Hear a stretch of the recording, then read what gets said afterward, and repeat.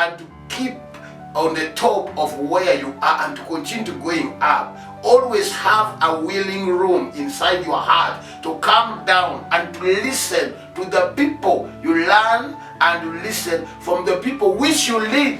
Why? Because for them, they go on the ground and they collect all the information. They come and feed you, and when they feed you, you are going to become the great. Think about that. Do you know the people who are on the field, they're the one know more than you know? You're always in the car, you're always walking with a convoy, you're always busy in the office. When will you go to the community to know the challenges of the people? Now, when you come to the ground, once a time, you can collect all the information on the ground. That's why I told you, a Christian leader or a Christian steward, when you want to become a good stewardship, let me make it global wide.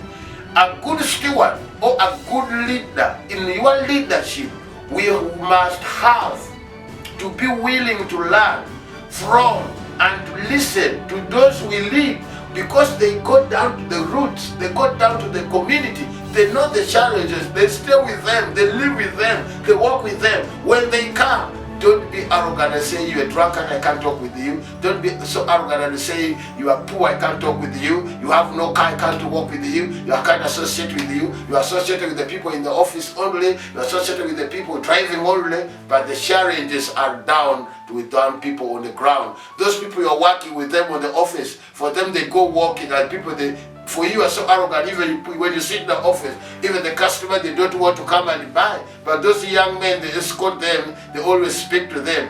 I wish you can bring this also. I wish you can bring all of those down people. They associate with your the customer than you. Those shop attendants, the one who work in your shop, you can see them like nothing. Those men who are carrying the bags of the people, when they're going, they associate with your customers. And for you, your boss in the office, you are so arrogant, you don't want to listen to them. Always have time. Now, sometimes I come as a guardian, I come as a counselor, because I'm motivator. Have time, sit in every week at least once a time. Collect all your workmen, sit to them, and to ask them. One day Jesus called his disciples, and he told them this: what does people call I am? What does people talk about to me? Jesus himself, he called the disciple and he said with them, say, what does people say I am? And others say, no, some say you are John the Baptist. Say, oh, others say you Elijah. Hey. And others say you are one of the prophets. Hey. And what about you? I say, no. For us we know. Peter said, for me I know you are the Christ, the Son of the Most High God. This was not revealed to you. Jesus himself wanted to know what was taking place on the ground. What about you? You are so almighty, you don't want to listen to what's taking place on the ground. And you're a servant of God. My brother, his time has come. Sit down. Listen to those people. As a good leader will always come down and say, I don't know. You listen to them. You listen to them. And that's what, in the part of accountability, that's how it works.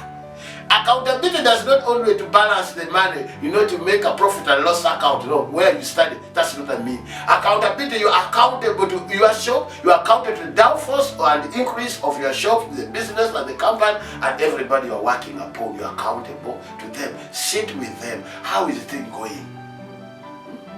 Sometimes I hear some of the people who always inbox me. When I meet, I told them, how did I do it? How was it? Where was the mistake? How can I do that? They know I tell, okay, do this and this, change this and this. This was very good, this was perfect. That's why every day you are seeing that you are perfecting in our ministry of the services. You can see where we were, and that's not where we are now. Every time we're increasing from where we was up to where we are, and also we are moving. In the next 2, 4, 5 months, you will see this media house will change, because I listen. A good leader will listen to the people whom he leads. You listen and also have a willing to learn from them. You can learn from those people. Sit with them. How is our business going? Ask them. How is our ministry running? Ask the pastor. Talk to those ushers. They're the one who know the people.